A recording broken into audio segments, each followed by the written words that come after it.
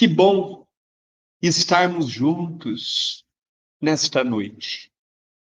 Não venho com o objetivo de trazer nada que os amigos já não saibam. Venho partilhar do pouco que sei. Venho trazer uma pequena experiência, superficial e imperfeita ainda, de um conhecimento tão vasto quanto o Espiritismo. Lembro-me, estudando o Evangelho segundo o Espiritismo, que em vários momentos e contextos diferentes, Jesus nos conclama a amarmos. E a ausência de amor na Terra tem levado-nos às guerras e aos conflitos.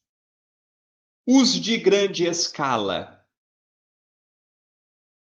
Rússia com a Ucrânia, faixa de Gaza. Mas temos conflitos menores. Dentro de casa, por exemplo. O amor precisa sair do verbo e entrar nas ações. Quando estudamos o Evangelho segundo o Espiritismo, observamos que há uma única mensagem no Evangelho que se repete por 2 vezes. O maior mandamento. É um dado pouco observado pelo estudante espírita. Nenhum outro capítulo do Evangelho, item do Evangelho, mensagem espiritual, se repete por 2 vezes, a não ser o maior mandamento. Está no capítulo 11º do Evangelho segundo o Espiritismo, amai-vos uns aos outros, e no capítulo 15º, fora da caridade não há salvação. É uma passagem contida no Evangelho de Mateus, capítulo 22º, versículos 34 a 40, que nos diz o evangelista: os fariseus, vendo que Jesus calara os saduceus, reuniram-se em assembleia, e um doutor da lei indaga ao mestre Galileu: qual o maior mandamento? Jesus, com toda a calma que possuía, refletiu antes a pergunta lhe feita e responde com a segurança precisa no alto de seu conhecimento e de sua moralidade. Podemos resumir todos os ensinamentos, mandamentos e profetas em 2 grandes ensinamentos. O primeiro: ame a teu Deus de todo o teu coração, de toda a tua vontade, de todo o teu entendimento. O segundo, tão importante quanto o primeiro: ame o teu próximo como a ti mesmo. Certa feita, saindo da cidade de Itapira, indo para a cidade de Campinas, na autoestrada, um espírito amigo me indaga: André, na tua visão, o que é o amor?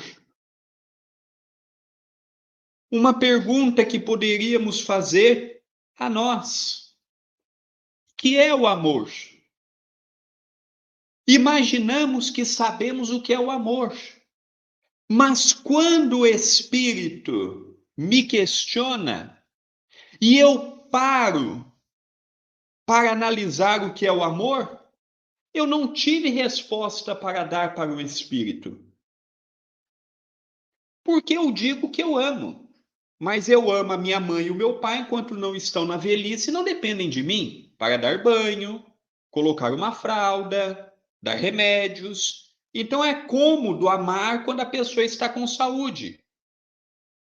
Eu amo a minha filha, só que eu já estou prevendo que a adolescência é um terror. E eu me distancio quando ela não escolhe o caminho que eu queria que ela escolhesse, o relacionamento que ela tivesse. Eu amo a minha esposa, enquanto faz o almoço, o jantar, o pequeno almoço, enquanto arruma a casa. A partir do momento que ela vai deixando as suas obrigações, eu já vou deixando de amá-la.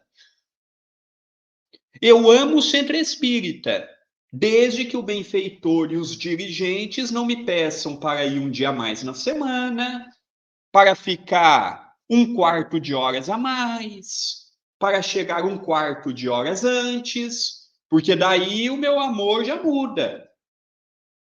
Eu amo a vida, desde que não surja um cancro, desde que não surja uma doença degenerativa, desde que não surja um problema de demência.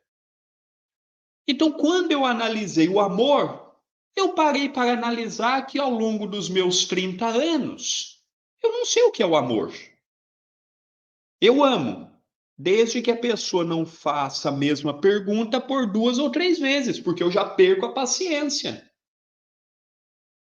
Eu amo, desde que a minha fé não tenha que ser colocada à prova.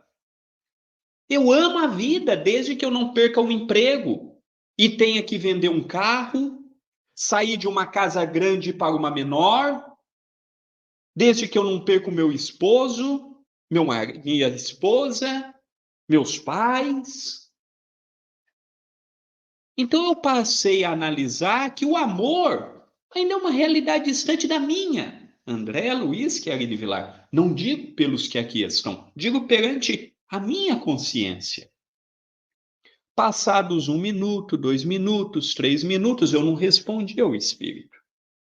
Ele apenas me disse assim: quando retornar à tua casa, pegue o Evangelho e procure o maior mandamento. E nem para me dar o capítulo que estava o maior mandamento. Para facilitar minha vida, porque é mais fácil, né? Já dá uma página. Se possível, dite para mim o que está ali. Mas não. Me deixou o convite e foi embora. Como professor com o aluno. Deixa a matéria. Quer aprender bem, não quer, eu vou embora. Quem vai ter dificuldade é o aluno, não é o professor, ele sabe. Em casa, peguei o evangelho. Fui procurar no sumário o índice, porque há uma diferença aqui e no Brasil. Fui procurar. Aí constatei. Maior mandamento, em 2 capítulos do evangelho. Olha, se Allan Kardec repetiu por 2 vezes, e ele era um professor, tem algo aí. Porque uma vez bastaria. Mas ele coloca por 2 vezes. Fui ler o que está no Evangelho de Mateus, o que há pouco recitei. E o Espírito retornou, depois que eu li. E ele me perguntou: compreendestes? Eu disse: não. Porque ler Jesus é fácil. Todos que são alfabetizados leem Jesus. O difícil é viver Jesus. É fácil ler sobre o perdão, é fácil ler sobre o amor, é fácil ler sobre a caridade. O difícil é amar, perdoar, praticar a caridade, ser indulgente, Amar a Deus, ao próximo, a nós mesmos. Ele perguntou: compreendestes? Eu disse: não. Do ponto de vista que me pede, eu não compreendi. Então ele me orientou como um pai faz a uma criança pequena. Meu filho, sente-se aqui. O que Jesus pede para fazermos? Amar a Deus em primeiro lugar, ao próximo como a ti mesmo. Para amarmos a Deus em primeiro lugar e ao próximo, precisamos começar por nos amar. Antes de eu pensar em amar ao próximo, eu tenho que me amar. Ver que a minha oportunidade existencial é uma bênção. Ah, André, você diz isso porque não conhece a minha vida. Sem eu conhecer a tua vida, eu te afirmo que esta existência, do ponto de vista do esclarecimento espiritual, é a melhor. Sem te conhecer.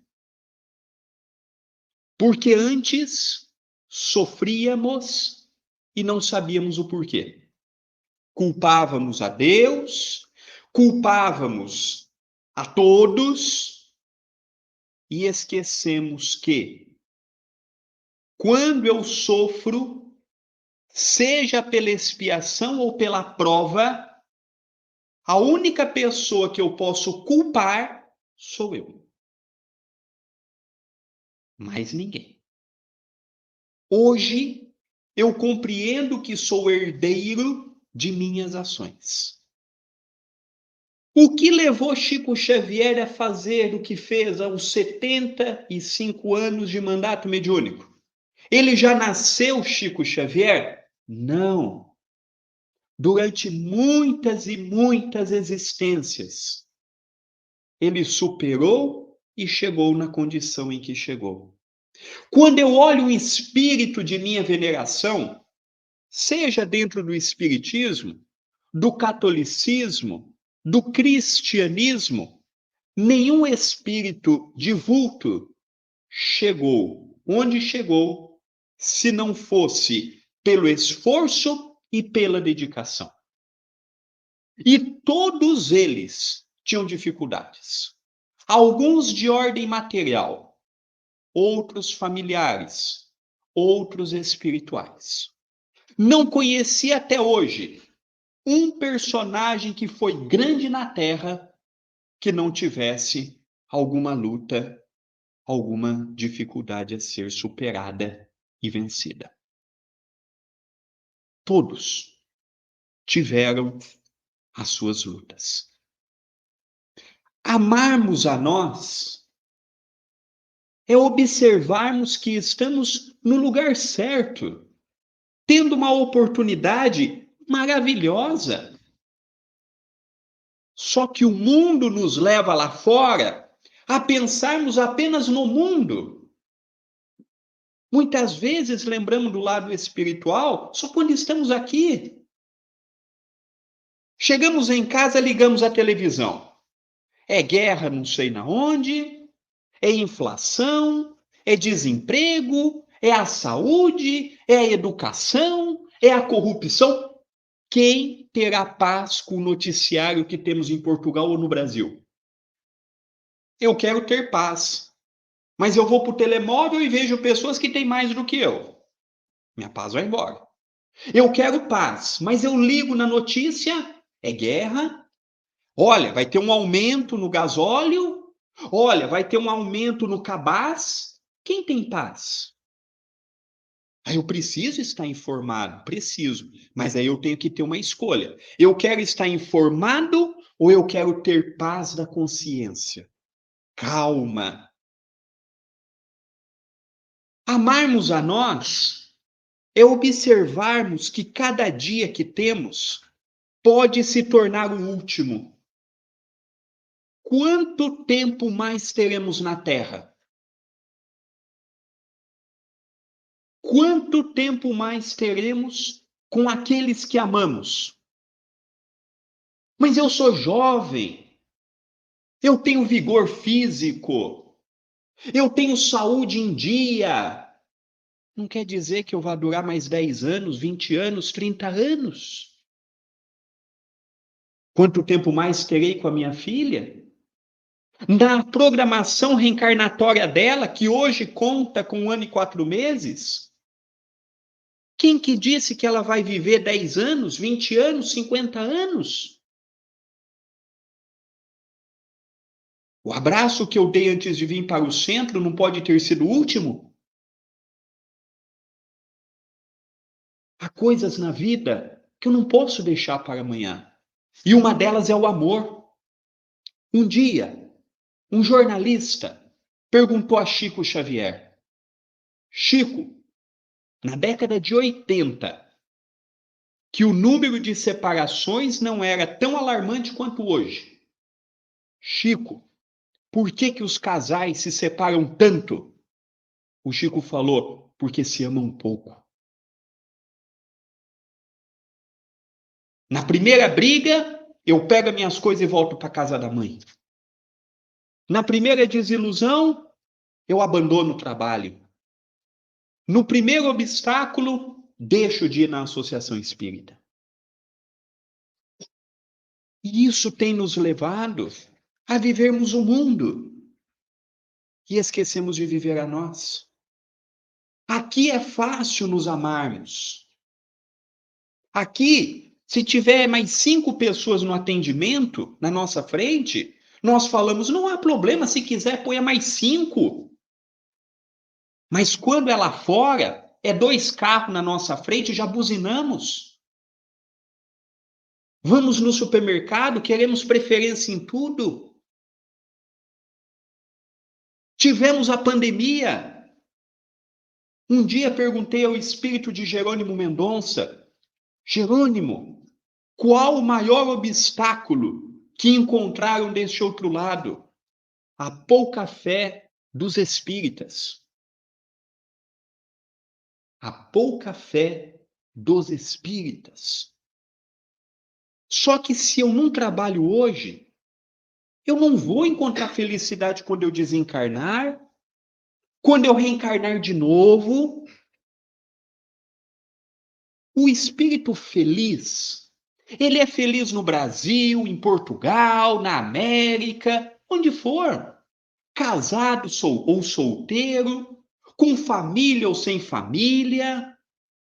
Às vezes eu atribuo a minha infelicidade pelo filho que eu tenho, pelo marido ou pela esposa que eu tenho, pelo emprego que não é tão remunerado quanto eu sonho. Mas são subterfúgios. Eu não sou infeliz por conta disso, é porque eu criei uma expectativa. Só que a minha filha de hoje, de 1 ano e 4 meses, amanhã vai ser uma mulher. E ela pode não ter a opção sexual que eu sonhei para ela. Ela pode escolher um caminho diferente do que eu escolhi para ela. Eu sonho em ter um emprego que sou reconhecido, mas às vezes eu não reconheço o esforço da minha esposa, que todos os dias me aguenta, me atura. Foi a última vez que nós olhamos para a nossa esposa, ou as esposas olharam para os maridos e disseram: obrigado por estar na minha vida, obrigado por me aguentar. Porque às vezes achamos que é obrigação do outro fazer o que faz, e não é. Somos infelizes, porque poucas vezes olhamos para o que temos e falamos assim: Senhor, eu não tenho a casa que eu gostaria de ter, mas eu tenho uma casa. Tem muitas pessoas em Lisboa, inclusive brasileiros, morando em barracas. Aqui em Portugal, não sei quantos mil portugueses e brasileiros morando na rua. Nós hoje tivemos pequeno almoço, almoço, um café da tarde, chegamos ao centro, ainda tomamos uma sopa. Teve pessoas que não comeram nada. Quem toma medicamentos muitas vezes tomou o seu hoje. Há muitos doentes lá fora com dor, porque não tem. Temos de tudo para ser feliz. Jerônimo Mendonça, muitos portugueses não o conhecem, e até brasileiros. Ele desencarnou em 1989, mais de 30 anos. Era conhecido no Brasil como gigante deitado. Do pescoço para baixo, não mexia nada. No meio da sua vida de 50 anos, ficou cego. No final da vida, tinha que colocar um saco de areia de 10 quilos ao peito, porque a dor era terrível. E ele, numa cama ortopédica, feita sob medida, um homem de 1,90 m, que precisavam de 6 pessoas para carregá-lo. Se ele quisesse um copo de água, precisava pedir. Se tivesse alguém para dar, bem, se não tivesse, ficava com vontade. Não é bom quando dá aquela coceira na cabeça, a gente coça? Se ele tivesse alguém para coçá-lo, se não tivesse, ficava com vontade. E assim foi por 30 anos da sua vida. 30 longos anos. E quando ele ia num centro espírita, e há palestras dele no YouTube, ele valorizava a vida. Em determinado momento da sua vida, ele começou a ter uma hemorragia. Foi ao médico, não sabia o que ele tinha. Fez todo tipo de exame, não era nada. E ele tinha um grande amigo, Chico Xavier. E ele foi até o Chico. Quando o Chico viu ele entrando, disse: Jerônimo, atenda daquele lado da mesa, que eu atenderei deste. Então as pessoas chegavam para conversar com o Chico falava: olha, vai até o Jerônimo, dê um abraço nele, converse com ele.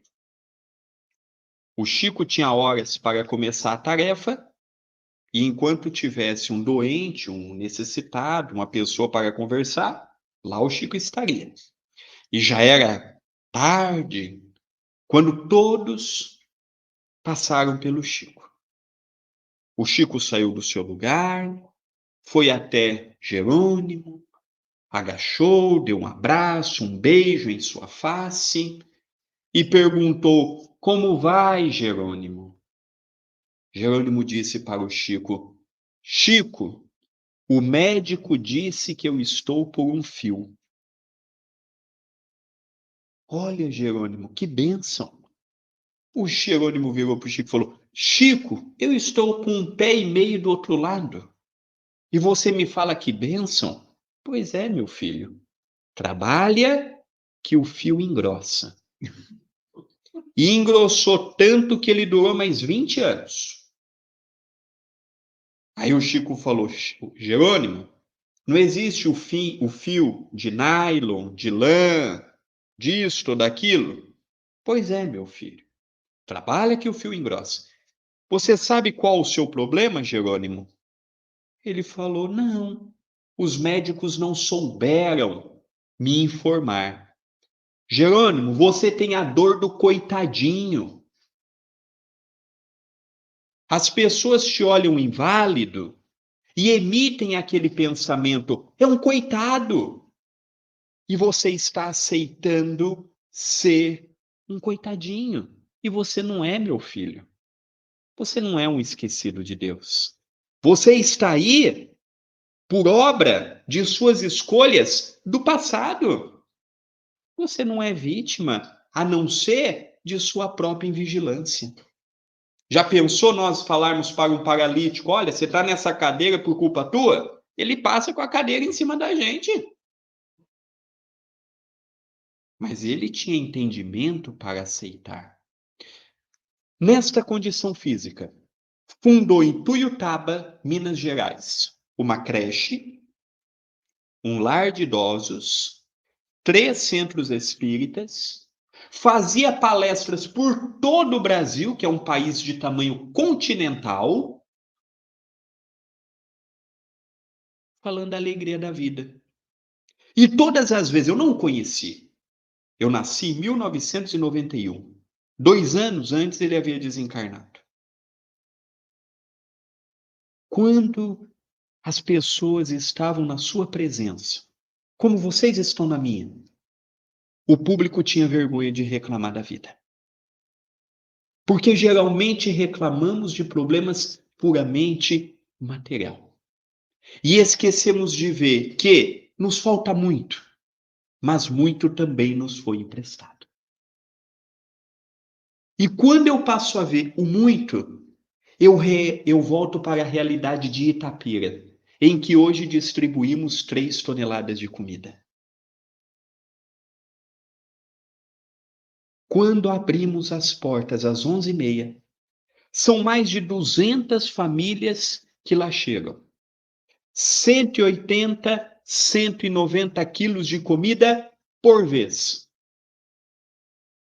Todos voluntários, não há funcionário. Todos voluntários.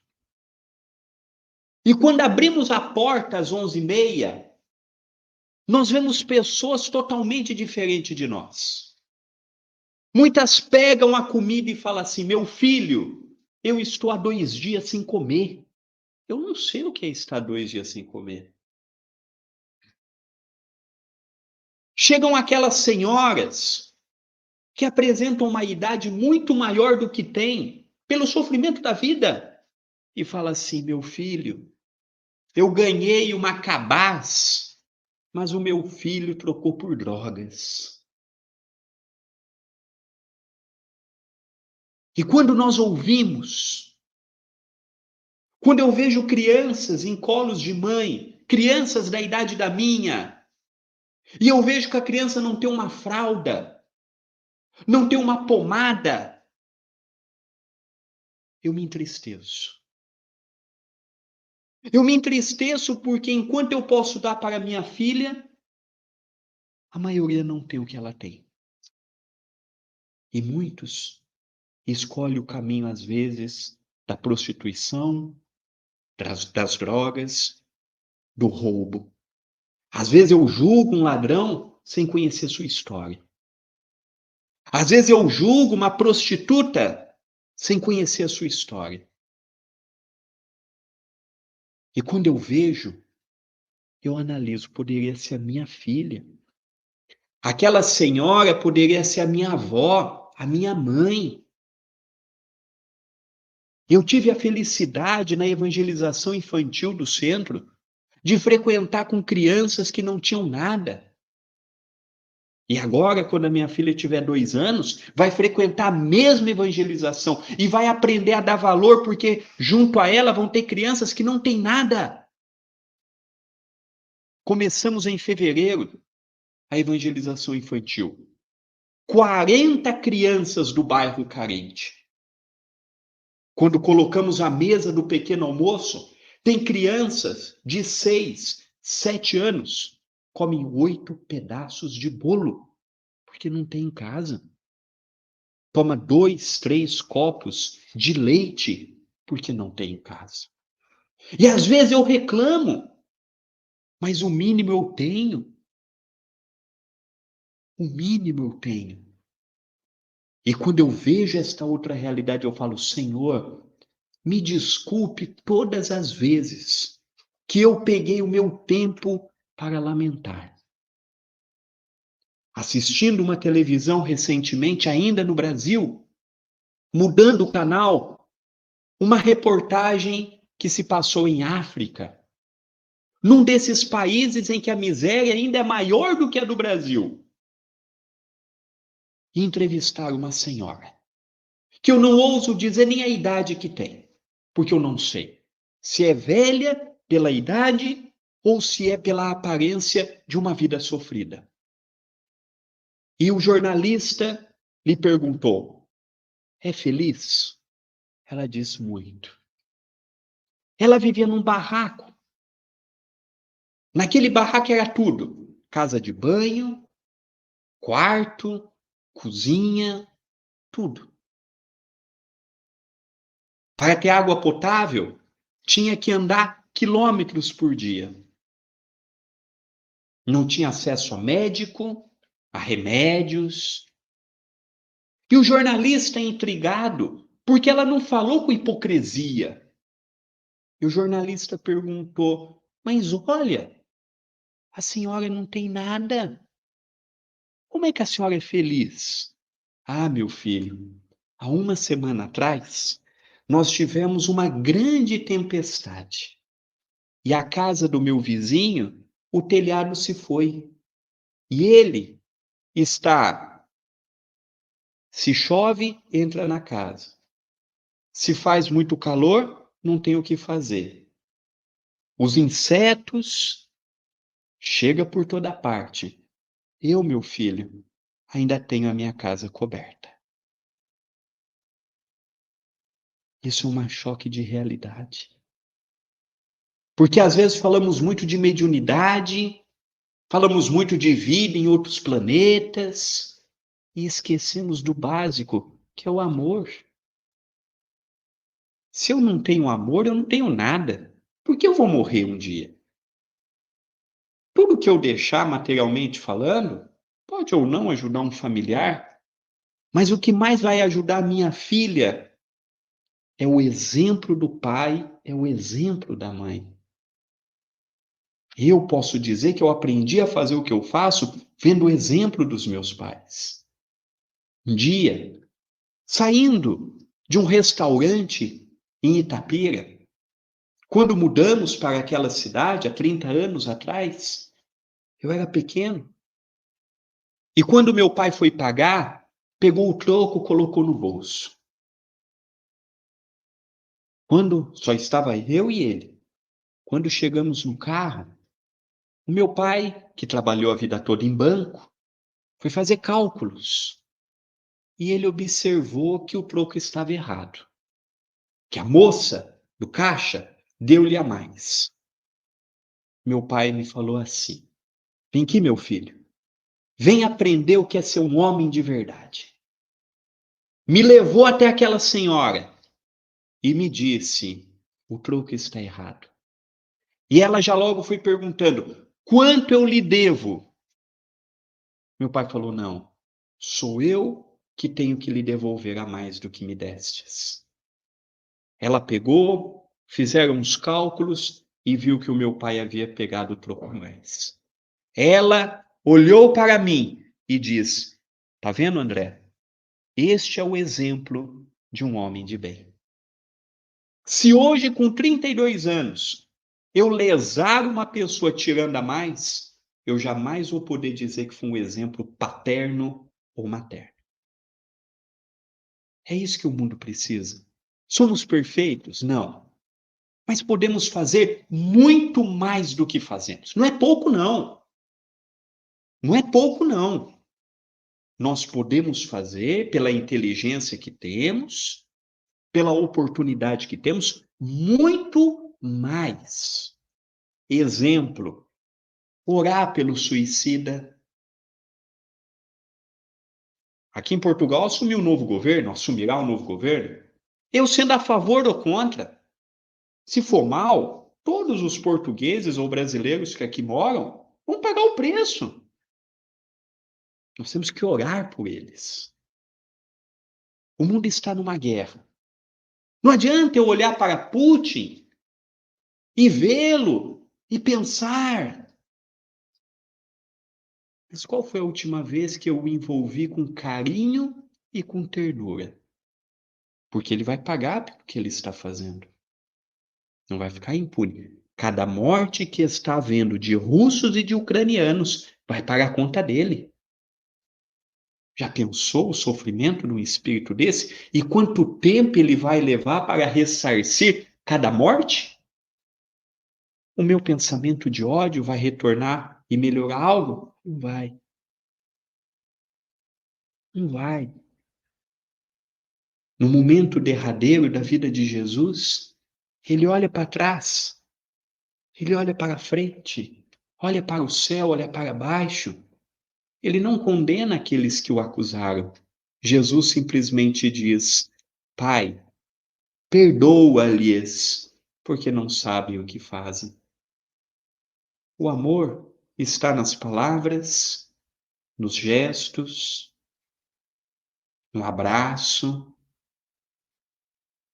no olhar, no ouvir, no não julgar e no dar o melhor.